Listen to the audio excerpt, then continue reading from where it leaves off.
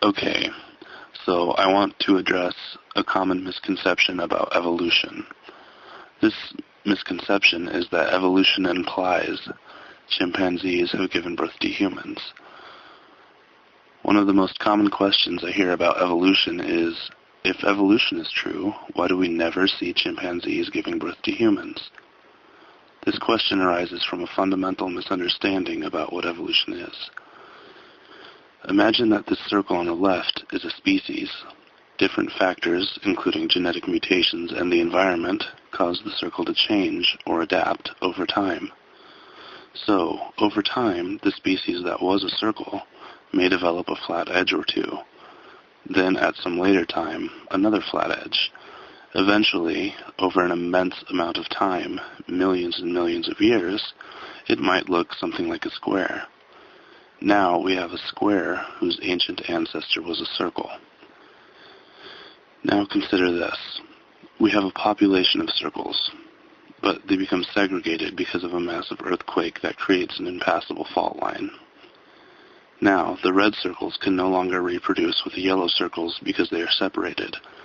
If they were to come back in contact with each other at this point, they would still be able to reproduce with each other because there's not been change. But then some time passes, and they remain separated. The environment on each side of the fault line affects the populations of circles in different ways. The red circles have developed a straight edge, and the yellow circles have developed two straight edges. If they were to come back into contact now, they might be able to reproduce, but perhaps the offspring wouldn't be fertile. A good example of this is a horse and a donkey. A horse and a donkey can breed amongst themselves, but if you breed a horse with a donkey, you end up with a mule that can't reproduce. After yet even more time, the red circles adapt to become wedge-shaped, while the yellow circles have become squares. If they were to mingle with each other now, they would not be able to reproduce, just like we can't reproduce with an orangutan or a chimpanzee. Now, we have two different species, wedges and squares.